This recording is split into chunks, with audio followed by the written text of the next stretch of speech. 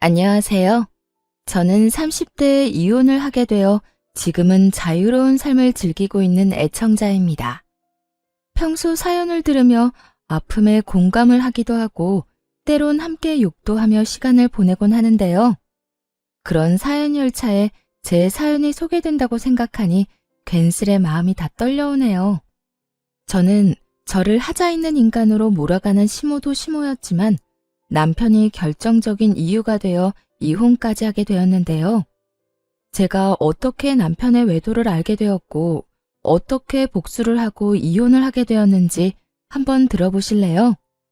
남편과 저는 고등학교 동창이었는데 학교에 다닐 땐 그저 친구로 지내다 시간이 지나며 자연스럽게 연인 사이가 되어 결혼까지 하게 된 부부였죠. 그렇게 결혼을 하게 된 지 3년, 마음만 먹으면 금방이라도 임신이 가능할 거라 생각했는데 그게 생각처럼 쉬운 일은 아니었어요.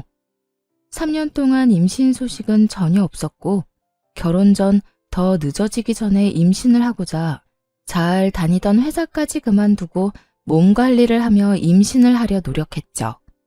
남편 역시 저와 함께 병원을 다니며 임신을 위해 노력하고 있었고 그렇게 저흰 큰 소리 나는 일 없이 지내고 있었어요. 하지만 부부 사이만 좋다고 해서 스트레스가 없는 건 아니었어요.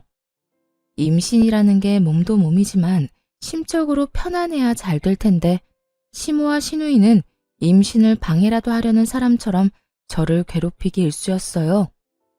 엄마, 우리 집엔 임신 못해서 올케처럼 고생한 사람은 없지 않아? 내가 알기로는 그런 사람이 없는데 올케는 뭐 때문에 임신이 그렇게까지 안 되는 거지?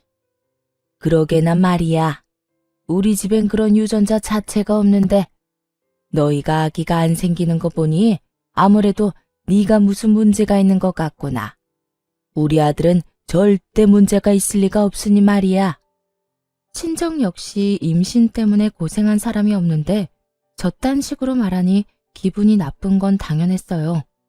거기에다 병원에서 검사받은 결과 남편뿐 아니라 저 역시 아무 문제가 없었고 그런 사실을 두 사람에게 여러 번 강조해서 말해주었는데도 불구하고 저런 말을 계속하니 정말 스트레스가 이만저만이 아니었어요. 제가 여러 번 말씀드렸잖아요. 병원에선 저희 몸엔 아무런 문제가 없다고 했다니까요. 그러니까 그런 말은 좀 하지 말아주세요. 저도 그런 말 들을 때마다 정말 스트레스가 이만저만이 아니라고요. 그런데 왜 그렇게까지 임신 안 되니? 혹시 병원이 이상한 거 아니니? 그 병원에서 검사를 잘못한 게 틀림없다. 암? 너희 더 늦기 전에 병원을 옮겨봐. 괜히 돌팔이 병원에서 돈이랑 시간 낭비하지 말고. 그래, 옳게. 엄마 말 무시하지 말고 새겨들어. 내 생각에도 그 병원 돌팔이 같으니까 말이야. 두 사람은 꼭 저에게 문제가 있기라도 바라는 사람들처럼 몰아갔고 더는 설명하고 이해시키는 것도 입이 아파 포기를 해버렸죠. 그런데 그것이 끝이 아니었어요. 시누이는 제가 임신 준비를 위해 집에서 쉬기 시작하자 제가 무슨 시댁 전용 종이라도 되는 양 저를 부려먹으려고 안달이 났더라고요. 시집을 가지 않았던 시누이는 독립도 하지 않고 여전히 시댁에 살고 있었는데 나이 차이는 고작 1살밖에 나지 않는데 하는 짓은 시모 저리 가라였어요. 어찌나 표독스럽게도 저를 부려먹으려 안달인지 있던 애도 떨어질 판국이었죠. 옳게. 지금 우리 집으로 빨리 좀 와봐. 얼른. 지금 당장? 정말 너무 급해서 그래. 처음엔 이런 연락을 받고 정말 큰일이라도 난 것이라 생각해 헐레벌떡 시댁으로 뛰어갔었어요. 하지만 막상 가보면 청소나 식사 등 급한 것이 아닌 직접 하기 귀찮은 일을 시켜댔고 뻔뻔하게도 그런 잡일이 너무 급해 불렀다며 웃어대는 시누이를 보며 더는 참고 넘길 일은 아니다 싶더라고요.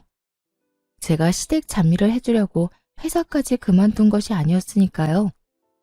그렇게 마음을 고쳐먹은 이후 전 시누이의 연락을 아예 무시해버리거나 연락을 받는 날엔 아예 못 간다고 못을 박아버렸습니다. 그리고 그날은 신우이와 큰 소리가 오간 날이었어요. 그날 역시 신우이에게 연락이 왔고 또 급한 일이 있다며 시댁으로 오라고 하더라고요. 무시하는 것도 하루 이틀이고 바쁘다고 하는 것도 한두 번이지. 더는 이런 식으로 상황을 외면하는 것도 아니란 생각이 들더군요. 아예 이 싹을 뽑아버려야 한다는 생각이 들었어요. 그래서 전 좀 더 단호하게 제 생각을 말하기로 했죠. 옳게. 요즘 왜 이렇게 연락이 안 돼? 무슨 일 있어? 무슨 일 있는 건 아닌데 왜 그러세요? 왜 그러긴. 우리 집에 좀 오라고 전화했지. 집에 급한 일이 있어서 그러는데 지금 좀 빨리 와. 알겠지? 형님, 저도 바빠서 못 가요. 뭐라고? 옳게 지금 뭐라고 그랬니? 지금 못 온다고 한 것 같은데 내가 제대로 들은 게 맞아? 요즘 따라 도대체 왜 이래? 내가 급한 일이 있다니까. 그래도 못 온다고 한 거 맞아? 네, 제대로 들었네요. 형님, 말이 나왔으니까 하는 말인데 제가 회사를 쉬고 있다고 해도 저도 사생활이 있는데 어떻게 형님이 부를 때만 기다리고 있겠어요? 저도 오늘은 바빠서 못 가니까 급한 일은 알아서 해결하세요. 신우이는 못 간다는 제 말에 화가 났는지 막말을 하기 시작하더라고요. 아니, 평소 신우이의 개념이 얼마나 수준 이하인지를 적나라하게 나타내는 말들을 서슴없이 해대고 있었죠. 옳게. 진짜 이런 식으로 나올 거야? 집에서 내 동생 돈이나 쓰면서 노는 주제에 바쁘긴 뭐가 바빠? 그냥 시댁 오기 싫어서 거짓말하는 거 누가 모를 줄 알아? 그리고 시댁 식구가 오라고 하면 오고 가라고 하면 가는 게 며느리로서 당연히 해야 하는 도리인 거 몰라? 이런 말까지 듣고 나니 저만 웃는 얼굴로 대할 필요는 없다는 생각이 들더라고요. 거짓말은 형님이 먼저 했죠. 바쁘다고 그날리를 피워서 급하게 가보면 청소해라, 밥해라 등등. 그리고 형님, 같은 여자로서 그런 식으로 하고 싶으세요? 며느리로서 도리 중엔 그런 건 듣도 보도 못했네요, 저는. 제발 적당히 좀 하세요. 저요, 임신하려고 회사 그만둔 거지 그런 일이나 하려고 회사 그만둔 거 아니라고요. 그러니까 앞으로 급하다는 핑계 대면서 저 시댁으로 부르지 마세요. 저는 그대로 전화를 끊어버렸고 내심 이렇게까지 싫은 티를 내고 이렇게까지 말하면 더는 저를 괴롭힐 일이 없을 거라 생각했죠. 하지만 신우이는 더 날뛰기 시작하더라고요. 그날 이후 저를 부르는 대신 저희 집으로 찾아와 집을 엉망으로 만들고 간다거나 이상한 트집을 잡아대더군요. 그래서 제가 집으로도 못 오게 했더니 시모를 앞세우기 시작하더라고요. 그날은 신우이뿐 아니라 시모까지 함께 집으로 온 날이었는데 마침 장봐놓은 것이 없어 마땅히 먹을 것이 없는 상태였죠. 자연스럽게 냉장고부터 열어보던 시모와 신우이는 텅 빈 냉장고를 보고 작정한 듯 잔소리를 하기 시작했어요. 넌 집에서 쉬는 애가 이게 뭐니 이게? 너희 집에서 밥은 해먹고 사니? 나가서 뼈 빠지게 일하는 우리 아들 끼니는 제때 해주는 거 맞아? 그러니까 옳게 이건 아니지. 어떻게 냉장고에 죄다 풀떼기에다가 마실 거 반찬 몇 개밖에 없어? 우리 아들은 고기 좋아하는데 고기 같은 건 없어? 고기는 떨어지는 일 없이 늘 넉넉히 사다 놓거라. 우리 아들이 먹고 싶으면 언제든 먹을 수 있게 말이야. 시모와 신우이는 사이좋게 말을 주고받으며 저에게 잔소리를 해대고 있었고 저는 입을 떼서 무얼 하나 싶은 마음에 아무 말도 하지 않고 있었어요. 제가 무엇라 한다고 한들 제 말을 들을 사람들도 아니고 괜히 잘못 대답을 했다가 그렇지 않아도 긴 잔소리가 더욱 길어질 거라 확신했기 때문이죠. 그렇게 한참을 시모와 장단 맞춰 잔소리를 하던 신우이는 배가 고프다며 휴대전화를 뒤적인다 싶더니 배달을 시키더라고요. 아유, 옳게 내에 와서 밥이나 먹을까 했는데 이게 뭐야? 엄마는 배 안 고파? 난 지금 배가 너무 고프단 말이야. 안 되겠다. 간단하게 욕이나 하게 참치회나 시켜서 먹어야 하겠어. 언제부터 참치회가 간단한 요깃거리 음식이 되었는지는 몰라도 신우이는 참치회를 시킨다고 하며 음식을 주문했고 얼마 지나지 않자 음식이 도착했어요. 얼마나 많이 시킨 것인지 배달 오신 분의 양손 가득 음식이 들어서고 있었죠. 음식의 양도 당황스러운데 더 황당한 말이 신우이의 입에서 나오고 있더라고요. 어머, 지갑이 없네? 어떻게 하지? 올케, 카드 있지? 올케가 계산 좀 해. 잘 먹을게. 고마워. 그렇습니다. 신우이는 10만 원이 훌쩍 넘는 음식값을 바로 계산하지 않고 만나서 카드 결제 상태로 주문했더라고요. 당연히 카드도 현금도 전혀 가지고 있지 않은 채 말이죠. 제가 초대한 사람이라면 당연하게 제가 계산하는 것이 맞겠지만 제가 초대한 적도 없고 입에 들어가는 밥 한 톨도 다시 빼앗고 싶을 만큼 얄미운 시모와 신우이를 위해 그런 돈을 갑자기 쓰게 되니 너무 짜증이 나더군요. 그렇다고 해서 계산을 하지 않을 수 있는 상황도 아니었고 저는 하는 수 없이 계산을 하게 되었죠. 그것이 끝이 아니었어요. 정작 계산한 사람은 저인데 회는 저에게 한 점 먹어보라는 말도 없이 자신들의 앞접시에 다 옮겨 담아버린 후였고 함께 시킨 사이드 메뉴들은 일부러 다 헤집어 놓은 뒤라 손도 대고 싶지 않았어요. 어머, 올케는 왜 안 먹어? 설마 우리가 먼저 먹었다고 기분 상해서 안 먹는 거야? 에이, 설마. 아가, 너 우리 딸 말이 사실이야? 우리가 음식에 젓가락질 좀 했다고 기분 나쁜 거야? 아니면 더럽니? 그냥 입맛이 좀 없네요. 두 분이서 맛있게 드세요. 애초에 제 몫은 없는 것 같기도 하고요. 두 사람의 고의성이 다분한 치사하고도 어이없는 행동을 보며 따지기는커녕 말도 섞고 싶지 않더라고요. 그래서 전 대충 대답을 던져주곤 소파에 앉아 애써 두 사람에게 신경을 쓰지 않으려고 노력했어요.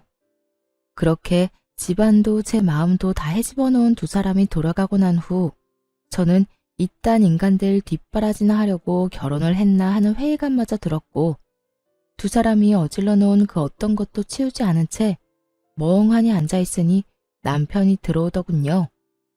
뭐야? 집이 왜 이래? 엉망이 된 집을 본 남편이 화들짝 놀라며 저에게 물었고 너무 어이없는 상황에 화조차 나지 않았던 전 아무 감정도 없는 목소리로 남편에게 말해주었죠. 오늘 형님이랑 어머님 다녀갔어. 식탁 위에 음식물이랑 쓰레기는 형님이랑 어머님이 먹고 치우지도 않은 거고. 나머지 집안 꼴도 두 사람이 다 헤집어 놓고 간 거야. 뭐? 우리 엄마랑 누나가? 심지어 오늘이 처음도 아니야. 형님은 자주 왔고 어머님은 형님만큼은 아니지만 가끔 형님이랑 올 때마다 이런 식이었어. 그래서 하는 말인데 당신이 해결 좀 해. 뭐? 내가? 나보고 어떻게 하라고. 전화를 하든 만나서 이야기를 하든 당신이 해결 좀 해. 난 더는 이런 식으로는 못 살 것 같아. 내가 당신을 사랑해서 결혼한 거지 이런 꼴이나 당하려고 결혼한 건 아니잖아. 이게 뭐야. 시댁 전용 하녀도 아니고. 뻑 하면 사람 불러서 부려먹는 것도 모자라서 그마저도 상황이 여의치 않으니까 연락도 없이 남의 집에 들이닥쳐서 사람 괴롭히는데 내가 언제까지 참고 살 수는 없지 않겠어? 그러니까 당신이 알아서 해결해. 남편은 언성을 높이지도 화를 내는 투도 아닌 저를 보며 상황이 더욱 좋지 않음을 느낀 것 같더라고요. 저를 대신에 큰 소리를 내며 휴대전화를 들고 밖으로 나가버렸으니 말이에요. 뭐? 심지어 이번이 처음도 아니란 말이야? 아, 정말 두 사람 다 왜 그러는 거야? 있어봐. 내가 통화 좀 하고 올 테니까 말이야. 이렇게 큰 소리를 치며 남편은 나가버렸고 저렇게까지 화를 내며 나갔으니 다 해결하고 돌아올 거라 생각했어요. 하지만 이런 제 기대와는 달리 통화를 끝내고 집으로 돌아온 남편은 들어오자마자 휴대전화를 내려놓으며 오히려 저에게 짜증을 내기 시작하더라고요. 당신, 내가 방금 누나하고 통화했는데 당신이 먼저 우리 누나 연락은 다 무시했다며? 우리 집으로 오라고 해도 바쁘다고 하고 끊어버리고, 누나 말로는 당신이 먼저 말을 기분 나쁘게 했다고 하던데 그게 사실이야? 신우이는 사건의 시작이 어떻게 된 것인지는 쏙 빼먹고 딱 제가 본인에게 한 말과 행동만을 남편에게 전달했더라고요. 잘못은 시모와 신우이가 한 것인데 남편에게 짜증을 내는 것은 아니란 생각에 지금껏 참아왔는데 남편이 그 성의 없는 말투에 참아왔던 화가 끌어넘치더군요. 형님이 그래? 내가 먼저 연락도 무시하고 집으로 오라고 해도 가지도 않았다고? 내가 왜 그랬을 것 같아? 당신은 날 그렇게도 몰라? 내가 이유도 없이 그랬을 사람으로 보이냐고. 당신이 신경 쓸까봐 이때까지 말 안 한 건데 나 일 쉬기 시작하면서부터 형님 심심하면 나 불렀어. 급한 일 있다고 숨 넘어갈 것처럼 연락이 와서 가보면 설거지해라 청소해라 밥해라 등등 내가 그런 거 하려고 일 쉬는 거 아니잖아. 우리 임신 때문에 나도 그 좋아하던 내 일까지 그만두고 집에서 관리하는 거 아니야. 그런데 어머님이랑 형님은 그런 나를 불러서는 부려먹게 바빴다고. 형님이 그런 식으로 나오는데 당신 같으면 네네 하면서 연락받고 싶겠어? 저는 고함을 지르며 따져 물었고 남편은 제 말에 잠시 움찔하는가 싶더니 생각이란 없는 인간처럼 시댁편을 들기 시작하더군요. 이유가 어찌 되었든 당신이 우리 누나 연락도 무시하고 말도 그딴 식으로 한 건 당신이 잘못한 거야. 누나가 그래도 당신보다 나이도 많고 손윗 사람인데 그렇게 무시를 당했으니 기분이 좋을 리가 있겠어? 그러니까 당신이 적당한 때 봐서 우리 누나한테 사과해. 알겠어? 신우이 대변인 노릇을 하느라 정신이 나가버린 남편을 보는데 정말 오만정이 다 떨어진다는 말의 의미를 알겠더라고요. 저에게 신우이에게 사과를 하라며 우겨대는 남편을 보는데 사람이 어쩌면 그렇게 미워 보이는지 더는 마주하고 싶지도 않더군요. 그래서 전 시모와 신우이 때문에 엉망이 된 집을 손가락질하며 말했어요. 사과는 당신이나 하고 이 집 정리도 당신이 해. 뭐? 내가 왜? 내가 왜? 몰라서 물어? 이거 내가 어지럽혔어? 다 당신 엄마, 당신 누나가 이런 거잖아. 식탁 위에 저것들도 계산은 내가 했지만 난 한 입도 못 먹었고 이 집도 내 집이지만 내가 어지럽힌 건 단 하나도 없어. 당신 식구들이 이렇게 한 거니까 당신이 다 치워야 하는 건 당연한 거 아니야? 하여튼 난 절대로 못하니 당신이 알아서 처리해. 알겠어? 그렇게 저는 그대로 방으로 들어와 버렸고 밖에서 구시렁거리는 소리와 함께 치우는 소리가 들려오더군요. 그날 남편은 본인이 치운 거실에서 잠을 잤고 그렇게 저희의 사이는 점점 멀어지고 있었어요. 그때쯤부터 남편은 집에서 말도 거의 하지 않기 시작했고 전형적인 바람난 남자의 절차를 밟기 시작하더군요. 그런 남편의 모습을 보며 저는 수상하다고 생각했고 그런 생각이 짙어지던 찰나 고등학교 동창인 여자친구에게 전화가 오더라고요. 이 친구 역시 저와 똑같이 같은 고등학교 남자친구와 결혼을 한 친구였는데 할 말이 있다며 망설이는 것이 보통 일은 아니겠구나 싶더군요. 한참을 망설이던 친구의 입에서 나온 이야기는 제 예상을 훨씬 뛰어넘는 이야기였어요. 며칠 전에 남자애들끼리 동창회 한 건 알고 있어? 우리 남편도 다녀왔는데 글쎄 그 자리에 네 남편이 여자친구라면서 어떤 여자를 데리고 왔다더라? 그 인간 진짜 미친 거 아니니? 아무리 남자들끼리 모인 자리라고 해도 그 자리에 있는 남자애들 너랑 네 남편이랑 결혼한 거 다 아는데 그런 자리에 여자친구를 데리고 갔다는 것 자체가 제정신이 아닌 거야. 남자들끼리 암묵적으로 비밀로 하고 있는 모양인데 우리 남편은 아무리 그래도 이건 아닌 것 같다면서 나한테 말해주더라고. 내가 이런 말을 너한테 해야 하나 말아야 하나 고민하다가 아무리 생각해도 괘씸해서 안 되겠더라고. 그러니까 너도 넋놓고 있다가 뒤통수 맞지 말고 뒷조사 하든 해서 준비 단단히 하고 있어. 충격이 크더라고요. 외도를 저지르고 있다는 사실을 알게 된 것도 충격이었지만 어떻게 상간녀를 데리고 동창회를 나갈 생각을 할 수 있는 것인지 정말 제 상식으론 이해가 되지 않더군요. 얼마나 내가 우스웠으면 그런 식으로 행동했을까? 분노가 머리 끝까지 차올랐죠. 동창생들 앞에서 소개하면 저도 모를 리가 없잖아요. 저에게도 동창생인 친구들인데 겁대가리를 상실한 건지 머리가 나쁜 것인지 아님 친구들에 대한 믿음이 깊은 것인지 이것도 저것도 아니라면 들켜도 상관없다 싶었는지 도무지 알 수가 없는 지경이었죠. 그 모든 것이 혼란스러운 상황 속에서도 확실해지는 것은 있었어요. 그 인간은 저와 이혼이 하고 싶어 환장한 인간이 분명했고 전 그런 인간과 이혼을 해야 한다는 것 말이죠. 친구의 조언대로 흥신소에 의뢰해 남편의 뒷조사를 시작했고 며칠 뒤 흥신소에서 전해드린 소식은 정말 통쾌하면서도 경악스러움 그 자체였어요. 이 정도면 거의 사기인데요. 그 상간녀 말인데요. 지금 남편한테는 부잣집 딸 행세를 하고 있고 남편분이 역시 그런 모습에 감쪽같이 속아 넘어간 것 같더라고요. 아니, 엄연히 말하자면 처음엔 부잣집 딸이 맞았었어요.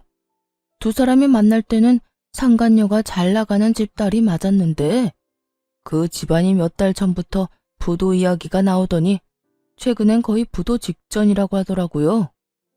물론 상간녀는 이런 사실을 숨기고 여전히 부잣집 자식 행세를 하고 남편분한테 온갖 선물들을 뜯어내고 있고요. 대화를 들어보니 돈까지 받아 쓰고 있는 것 같던데요. 뭐 상간녀 말로는 주식에 돈이 다 묶여 있는데 지금 빼면 손해가 크다. 이런 식으로 남편분 속여서 돈을 받아내고 있는 것 같더라고요. 하여튼 자세한 내용이나 사진, 녹음 파일은 따로 보내드릴 테니 확인해 보시고 혹시나 더 필요한 거나 궁금하신 거 있으면 연락해 주세요. 들어보니 남편은 상간녀와 만난 지 적어도 반년은 더 되어 보인다고 하더라고요. 반년이라는 말에 충격이 클 수밖에 없었죠. 그땐 저와 사이도 좋을 때라 외도에 대해선 의심조차 하고 있지 않을 때였으니까요. 급격하게 줄어든 생활비와 그 못지않게 줄어든 말수에 의심은 하고 있었지만 그 의심이 현실로 돌아오니 생각보다 충격이 크긴 하더군요. 그러면서도 똑똑한 척은 혼자 다 하고 돌아다니더니 어디서 저런 사기꾼 같은 여자에게 홀려서 허황된 꿈이나 꾸고 있는 남편이 한심하기 짝이 없기도 했고요. 거기에다 더 어이없는 건 신우이였어요. 신우이 역시 남편의 허황된 꿈에 동참 중인 듯 했는데 사진을 보니 상간녀에게 잘 보이려 갖은 애를 쓰고 있더라고요. 함께 백화점을 다니며 상간녀는 쇼핑을 하고 신우이는 그런 상간녀의 물건을 계산해주는 것도 모자라 상간녀의 마음에 들기 위해 짐꾼 역할까지 하고 있더군요. 그 사진을 보는데 얼마나 웃었나 모릅니다. 거기에서 끝이 아니었어요. 남편과 상간녀 두 사람의 대화 녹음 파일도 있었는데 그 대화 내용도 가관이었죠. 자기야, 나 요즘 집사람이랑 사이도 좋지 않은 채로 유지 중이고 말도 제대로 안 한 지 꽤 됐어. 아마 조만간 자연스럽게 이혼 이야기가 나올 것 같아. 잘 됐지? 한껏 신난 남편의 목소리와는 달리 상간녀는 제가 느끼기에도 떨떠름한 목소리로 대답하더군요. 그래? 그런데 굳이 그렇게까지 해서 이혼하지 않아도 돼. 정 힘들면 굳이 이혼하지 말고 이대로 지내도 난 상관없어, 자기야. 에이, 그래도 이렇게 지내는 것보다 내가 빨리 정리하고 자기하고 당당히 만나다가 결혼하는 게 더 좋지. 그나저나 내가 다 정리하기만 하면 자기 부모님께 인사드릴 수 있는 건 맞지? 어? 그럼 당연하지. 그렇다면 하루라도 빨리 정리하는 게 맞지. 나도 회사 생활 지겹기도 하고 요즘 따라 힘들기도 해서 하루라도 빨리 때려치우고 우리 예비 장인어른 회사에 들어가서 좋은 자리 하나 맡고 싶단 말이야. 자기 아빠가 나 꽤 높은 자리 내주시겠지? 그렇지? 그렇겠지? 아마 자기 만나보면 괜찮은 자리 마련해 주실 거야. 그러니까 그런 걱정은 하지 말고 일단 다니는 회사 일이나 제대로 해. 그만둘 때 그만두더라도 평판이 좋아야 하니까. 우리 아빠 만나기 전까진 회사 열심히 다니란 말이야. 그럼 그런 건 걱정하지 마. 그렇지 않아도 당장이라도 사표 던지고 싶은 거 참고 또 참으면서 웃으면서 일하고 있어. 자기 말대로 다른 회사 가더라도 사람 일이란 건 혹시 모르는 일이고 평판이 중요하니까 말이야. 남편은 상간녀가 파트로 매주를 쓴데도 믿을 태세였고 상간녀는 정말 이혼까지 하고 회사를 그만둬버리면 자신이 남편을 꼼짝없이 책임져야 하니 그건 또 싫었을 거예요.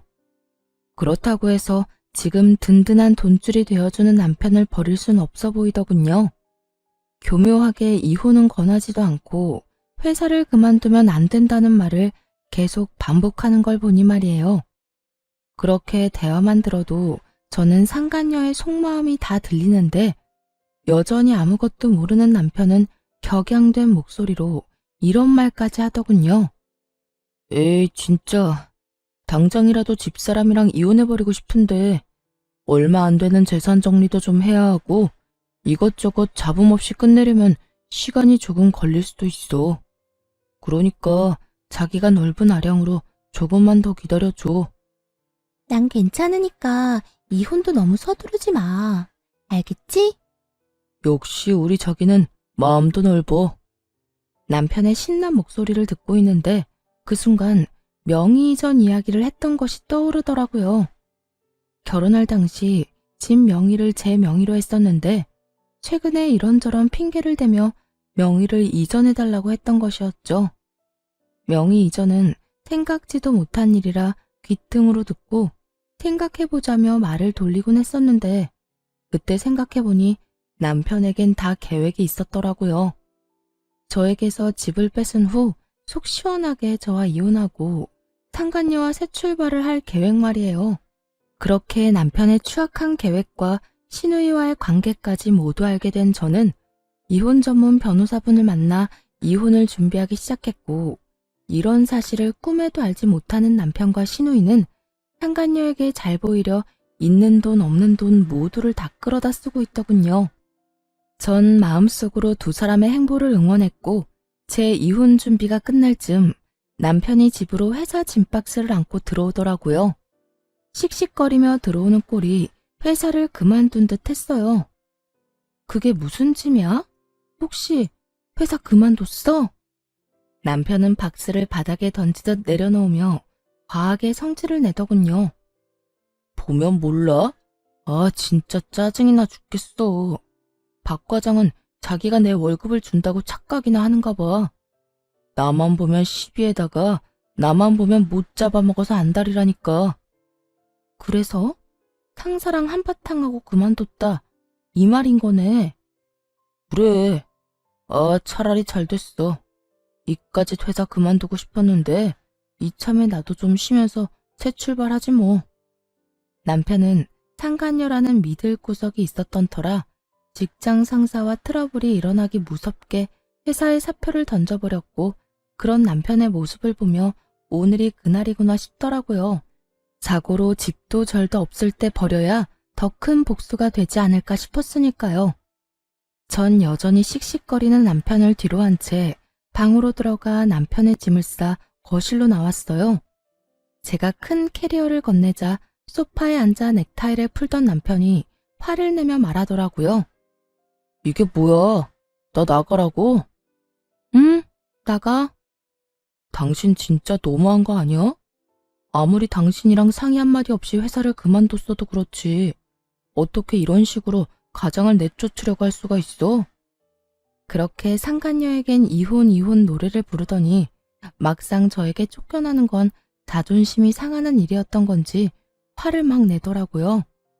그 모습이 얼마나 기가 차고 어이가 없는지. 저도 모르게 코웃음이 다 나더라고요. 당신이 상의도 없이 회사 그만둔 거?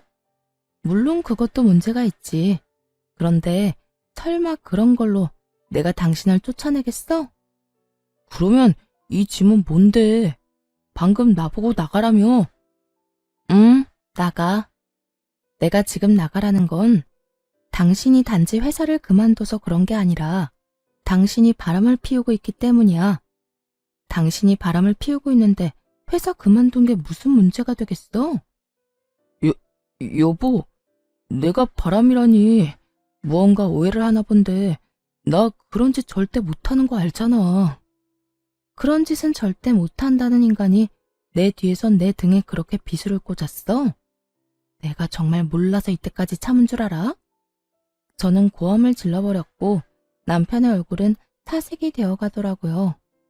제가 모든 사실을 안다는 건 계획에는 전혀 없던 일이라 어떻게 해서든 이 난관을 헤쳐나가 보려 갖은 애를 쓰더군요. 무슨 말을 하는 거야 도대체. 어디서 무슨 말을 들었는지는 몰라도 다 오해야. 당신은 나를 그렇게도 몰라? 나 당신뿐인 거 누구보다 당신이 더 잘 알잖아. 어쩌면 이렇게도 같은 말을 해대는 건지. 남편 역시 세상에서 여자는 저뿐이라는 듯 간절한 눈빛으로 거짓말을 해대고 있었고, 전 그런 남편에게 콧방귀를 뀌어주며 제가 듣고 본 사실들을 읊어주기 시작했어요. 당신을 잘 알긴 알지. 당신 남자들만 모이는 동창회 상간녀까지 모시고 갔더라. 남자들 우정도 참 별거 없지? 이렇게 금방 내 귀에 들어오는 거 보면 말이야. 그것뿐이야? 당신 누나도 그 여자랑 짝짝꿍이 맞던데? 백두기도 아니고 이 백화점 저 백화점 다니면서 돈을 물 쓰듯이 쓰던데? 당신이 그걸 어떻게... 누가 다 말한 거야? 당신 혹시 내 뒷조사했어? 뒷조사를 했든 앞조사를 했든 지금 어떻게 한지가 중요해? 내가 모든 사실을 다 알았다니까. 당신이 지금 부잣집 여자랑 적어도 6개월 전부터 만나왔단 거. 그 부잣집 여자한테 눈이 멀어서 나하고 어떻게 하면 이혼을 잘할 수 있을까 머리 굴리고 있는 거.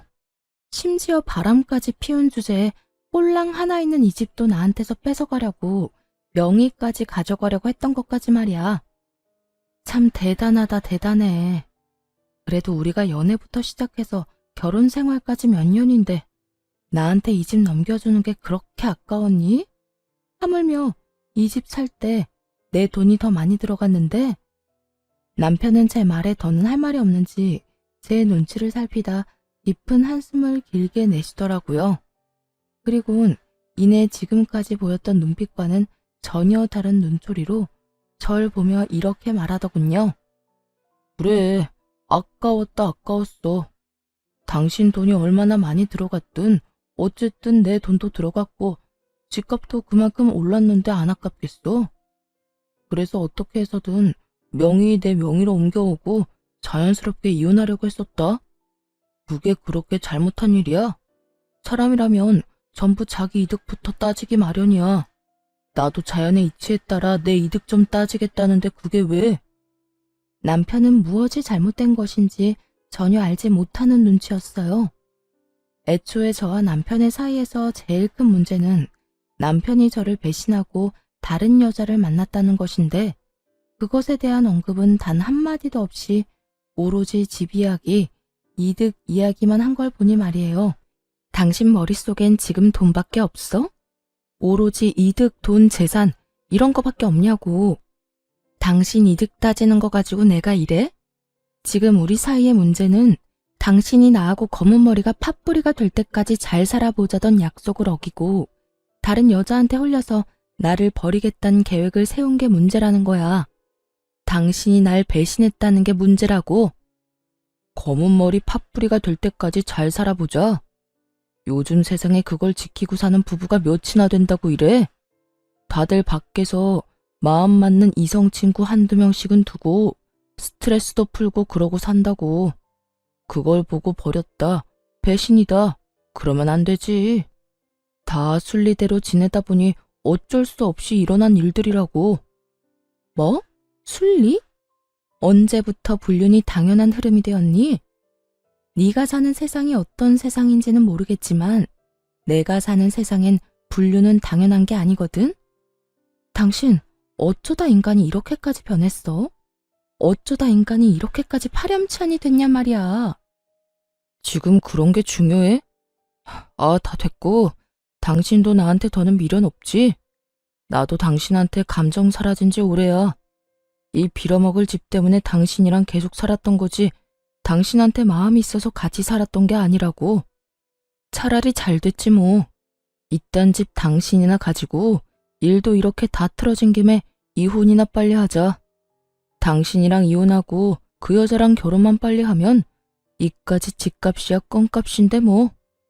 상간녀의 집이 쫄딱 망한 것은 꿈에도 모르는 남편은 기고만장한 얼굴로 저에게 집이나 먹고 떨어지라며 집을 나가버리더군요.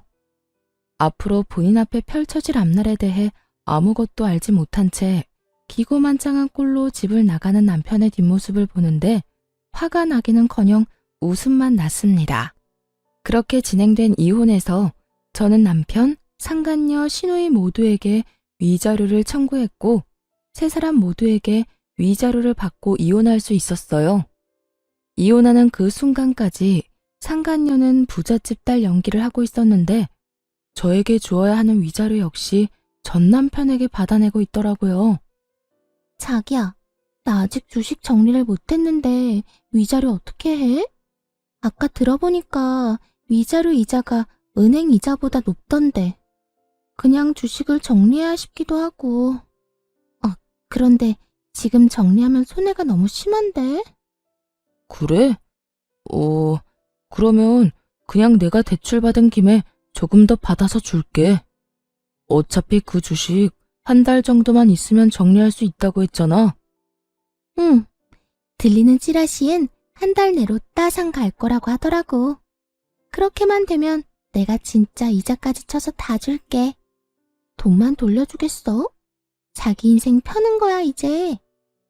상간녀의 말에 전 남편은 얼굴 한가득 행복 가득한 미소를 지어 보이더라고요. 저와 이혼하는 그 마당에 말이죠. 그 모습을 보는데 저 역시 웃음이 터져나와 크게 혼이 났네요. 주식에 큰 돈이 묶여있는 것도 거짓말, 앞으로 인생이 필 일만 남았다는 것도 거짓말이란 것을 저는 잘 알고 있었으니까요. 그렇게 전 남편과 전 시누이가 빚쟁이가 된 채 소송은 마무리되었고 이혼 확정 서류를 제출하면 모든 것이 끝이 나는 날이 다가왔어요. 전 남편은 서류를 제출하려던 저를 기다리고 있었는데 그 몰골이 말이 아니더라고요. 죽도 한 그릇 못 얻어먹고 다니는 것인지 피골이 상접한 것은 물론이었고 행색도 남루한 것이 굳이 물어보지 않아도 어떤 상황인지 훤히 보이더군요. 제가 전 남편을 발견한 직후 전 남편 역시 저를 발견했는지 다짜고짜 저에게 달려와 무릎을 꿇고 빌기 시작하더군요. 여보, 서류 제출하러 온 거야? 이 서류 제출하면 우리 진짜 끝인 거 알고는 있지. 잘 알고 있지. 그러니까 이렇게 아침 대바람부터 온 거 아니겠어? 하루라도 빨리 너 같은 인간이랑 깨끗하게 정리하려고 말이야. 여보, 그러지 말고 다시 한번 생각해보면 안 될까? 우리가 이렇게 이혼한다는 거 정말 말도 안 되는 일이잖아. 뭐? 말도 안 되는 일? 뭐가 말도 안 되는데?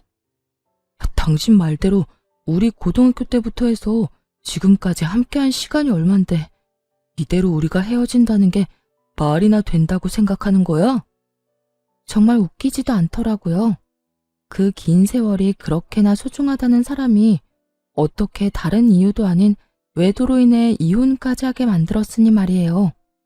심지어 끝까지 반성은커녕 비웃기 바빴던 걸 제가 다 기억하고 있는데 이제와 이렇게 매달리는 꼴을 보고 있자니 통쾌하기는커녕 미친 듯이 화가 났어요. 그 세월이 그렇게 소중했다는 인간이 그딴 짓을 했니? 기억 안 나? 당신 나하고 이혼하는 그 순간까지 미안하다는 말은커녕 본인은 잘 먹고 잘 살 테니 나는 이혼녀 딱지 붙이고 잘 살라고 했던 거. 그런데 이제 와서 무릎까지 꿇고 왜 이런데? 갑자기 집 나갔던 양심이 다시 되돌아오기라도 했는가 봐. 그땐 내가 정말 정신이 나가버려서 당신한테 어떤 짓을 하고 있는지조차 몰랐어. 나 사실 당신이랑 그렇게 이혼하고 나 당신 많이 그리웠어. 나한테 당신이 정말 없어서는 안 될 존재라는 것도 알았고 오로지 당신만이 내가 사랑할 수 있는 여자란 걸 깨달았지 뭐야. 깨닫기는 개뿔. 상간녀의 집이 쫄딱 망해버려 쥐뿔도 없는 상황이란 걸 전 남편은 알게 되었고 전 남편은 상간녀를 닥달하기 시작했다 하더군요. 손해볼 것이 하나 없는 상간녀는 헤어지자는 말과 동시에 받았던 돈은 한 푼도 갚지 않고 도망을 가버렸다는 소문을 이미 다 전해들어 알고 있는 상태였죠. 그러니까 전 남편은 저에 대한 사랑이 그리운 것이 아니라 거짓골이 된 자신이 아쉬워서 저에게 매달리는 것임을 저는 누구보다 잘 아는 상태였죠. 참, 거짓말도 정성껏 잘한다. 야, 내가 너 바람난 것도 다 알고 있었는데 네가 지금 왜 이러는지 모를 줄 알아? 혹시 당신도 내 소식 다 들은 거야? 당신도 다 아는 것 같으니까 솔직하게 말할게. 그 여자 알고 보니까 회사 부도가 났었더라고. 그 사실을 나한테는 감쪽같이 속이고 주식 핑계대면서 나한테 돈 뜯어가고 있었고. 정말 너무하지 않냐? 어떻게 날 속일 수가 있어? 어쩐지 내가 당신하고 이혼한다고 할 때마다 반응이 시원치 않더라니. 하여튼 내가 이혼하고 위자료 내느라 빚쟁이 되고 우리 누나도 당신한테 위자료 주느라 빚쟁이 되니까 더는 뜯어먹을 거 없다 싶었는지 도망갔어. 내 돈, 누나 돈은 한 푼도 안 주고 말이야. 우리 집 지금 난리야. 나 회사도 그만두고 취업도 안 돼서 대출금 갚을 돈이 없어서 엄마 집까지 팔아 대출금 갚아야 하는 신세라고. 어쩌다 내 신세가 이렇게까지 된 건지. 전 남편은 눈물까지 짜내며 하소연을 하고 있었고 전 궁금하지도 않은 이야기를 듣고 있자니 하품이 다 날 지경이었어요. 그걸 몰라서 물어? 남의 가슴에 대못 박아놓고선 너는 평생 떵떵거리면서 행복하게 살 수 있을 거라 생각했어? 남의 눈에 눈물 나게 하면 네 눈엔 피눈물 나는 법이야. 그래서 할 말은 다 했니? 그 하품이 나오게 지겨운 하소연은 다 해댔냐고. 전 남편은 자신이 이렇게 눈물까지 쏟아내며 말하면 저 역시 눈물이라도 흘릴 거라 생각했는지 제 반응에 크게 당황하며 다시 울고불고 빌기 시작하더라고요. 여보, 그렇게 냉정하게 굴지 말고 예정을 생각해서라도 나 다시 받아주면 안 될까? 예정? 너한테는 그런 게 남아있는지 몰라도 난 그런 감정 따위 남은 게 없거든? 그리고 정이 남아있다고 한들 내가 미쳤어? 너부터 시작해서 줄줄이 빚쟁이인 네 집안일이랑 다시 엮이게. 넌 내가 진짜 만만하구나. 만만한 게 아니라 당신이 날 금전적으로 조금만 도와주면 이까짓 어려움은 금방 이겨낼 자신이 있어서 그래. 당신 지금 여유 자금 꽤 있을 거 아니야. 나하고 그 여자 우리 누나한테 받은 위자료. 설마 다 쓴 건 아니지. 그 돈을 벌써 다 썼을 리는 없잖아. 그렇지? 이때껏 꼴꼴 감춰두었던 전 남편의 추악한 속내가 드러나고 울고불고하며 제 바짓가랑이를 붙잡고 있는 전 남편의 손을 뿌리쳐버렸어요. 이거 나 소름 끼치니까. 야, 너 진짜 큰 착각하는가 본데 그 돈 너한테 쓸 생각? 전혀 없어. 그러니까 남의 돈에 군침 그만 흘려. 여보, 그러지 말고 나 진짜 당신이 조금만 도와주면 금방 일어설 수 있다니까. 많이 바라는 것도 아니라고. 그냥 받은 위자료의 절반 정도만, 아니 그것보다 적은 금액이라도 되니까 조금만 도와주라. 응?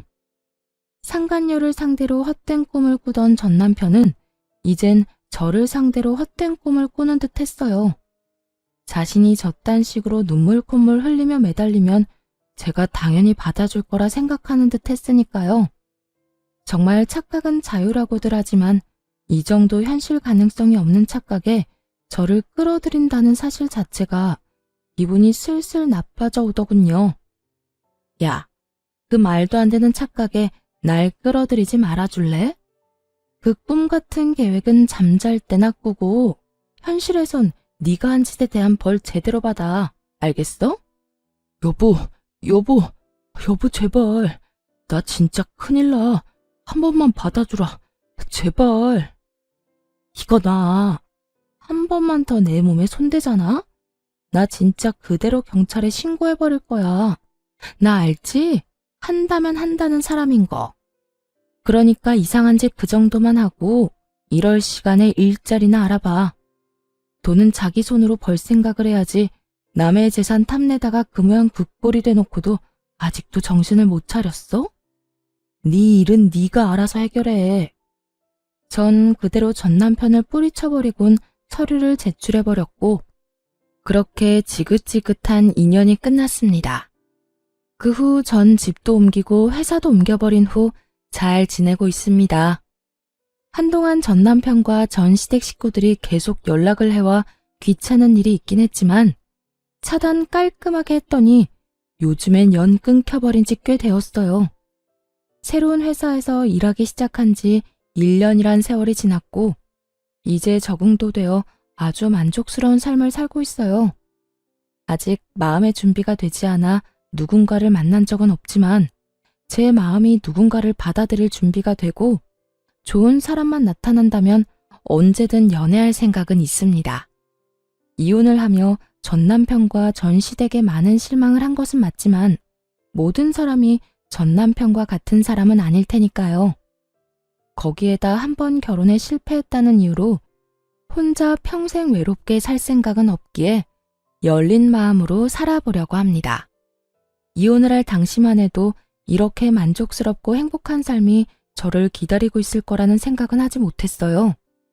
이혼이 흠이 아닌 시대가 왔다고들 하지만 막상 제가 이혼할 처지에 놓이게 되니 그런 말들이 쉽게 와닿지도 않았고 위로도 되지 않더라고요. 그때 전 그저 남편이 외도를 저질러 이혼하게 된 불쌍한 이혼녀라는 생각밖에 들지 않았으니까요. 하지만 독하게 마음을 먹고 이혼을 하고 나니 저에겐 새로운 인생이 저를 기다리고 있더라고요. 무엇보다 수준 이하의 전 시댁 인간들을 더는 마주할 필요도 없었고 저의 뒤에서 저를 기만했던 전 남편을 더는 보고 살지 않아도 됐고요. 그 뒤로 따라오는 자유, 압박 없는 삶 등 여러 가지도 물론 좋았어요. 이렇듯 전 지금의 생활에 더없이 만족하고 이혼녀이긴 하지만 유부녀일 때보다 더없이 행복하답니다. 이로써 저의 사연도 끝이 났네요. 어떠셨나요? 욕들 함께 해주셨을까요? 긴 이야기 끝까지 함께 해주셔서 감사하다는 말을 전하며 저는 이만 물러가 볼게요. 감사합니다. 다들 행복하세요.